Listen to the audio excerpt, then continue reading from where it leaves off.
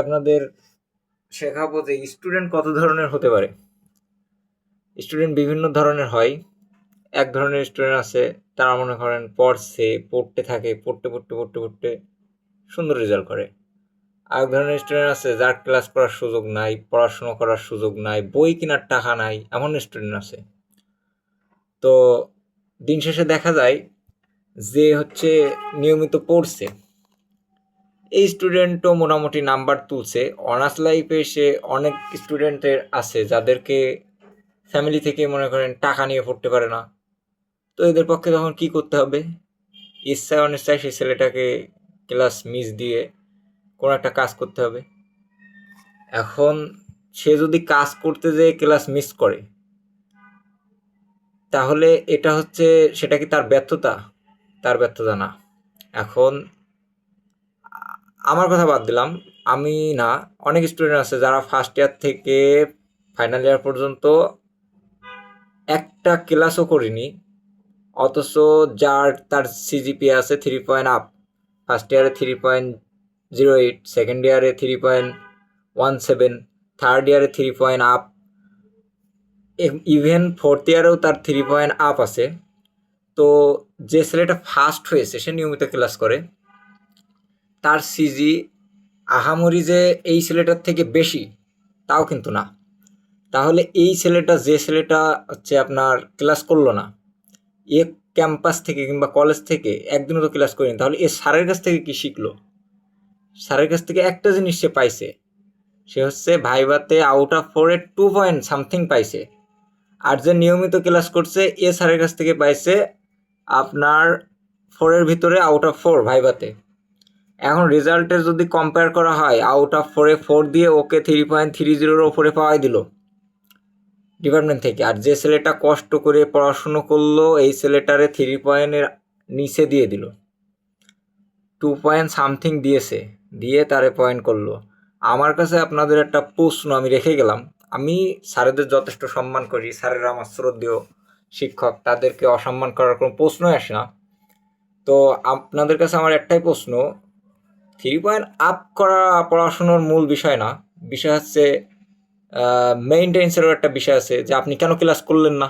আপনি ক্লাস করলে আপনিও তো 4 পেতেন।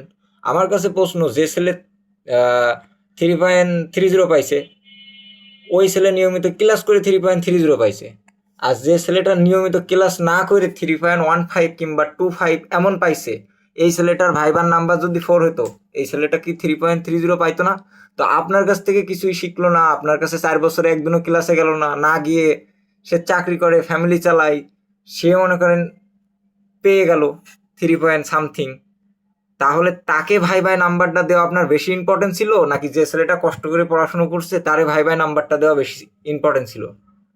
আপনাদের কাছে আমার একটাই প্রশ্ন, যে এখানে আমি হয়তো আমার কথা অনেক খারাপ লাগতে পারে কিংবা হাস্যরহস্য লাগতে পারে, কিন্তু বিষয় হচ্ছে যে ছেলে না পড়ে তো কেউ পাবে না, পড়েছে তো অবশ্যই। যে ছেলে নিয়মিত ক্লাস করে 3.30 পাচ্ছে, একই ছেলে 4 বছরে একদিনও ক্লাস না করে 3.30 পাচ্ছে, সে ক্লাস থেকে তাহলে কি শিখলো? আর যে বাইরে থেকে একদিনও ক্লাস না করে 3.30 পাচ্ছে, সে ক্লাস থেকে কি শিখলো? বাইরে থেকে কি শিখলো?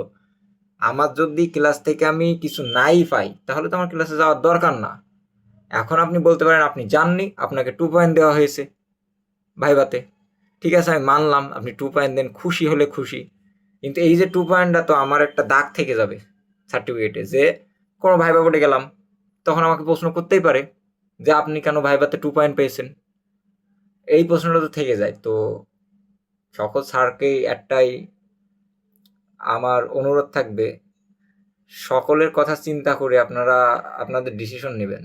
একটা ছেলে তার ফ্যামিলিজনিত সমস্যা থাকতে পারে, কিংবা একটা ছেলের বিভিন্ন রকম সমস্যা থাকতে পারে। তো এই সমস্যাগুলো থাকার কারণে অনেক সময় সে ক্লাস করতে পারে না, তার নিজের টাকা আর্ন করা লাগছে, তার পড়াশুনো লাগছে, তার অন্য আদার্স চিন্তাভাবনা থাকে। আর অন্য ছেলেদের তো অন্য আদার্স চিন্তাভাবনা নেই, সে টাকা আনছে ফ্যামিলি থেকে, পড়ছে সুন্দরভাবে, তার জন্য তো ক্লাস করা ইজি। আমার জন্য তো ক্লাস করা ইজি না। সেও 3 পাচ্ছে, আমিও 3 পাচ্ছি, তাহলে এই জায়গায় কেন বৈষম্য করা হবে? সে আপনার ক্লাস করে 3 পয়েন্ট পাচ্ছে, আমি আপনার ক্লাস না করেও 3 পয়েন্ট পাচ্ছি। তাহলে আপনি কেন এই বৈষম্যটা করলেন যে যে নিয়মিত ক্লাস করছে তারে 4 পয়েন্ট দিচ্ছেন ভাইভাতে, আর যে নিয়মিত ক্লাস করলো না তারা 2 পয়েন্ট দিচ্ছেন? এটা তো মানা যায় না। তো আপনাদের কাছে প্রশ্ন রেখে গেলাম।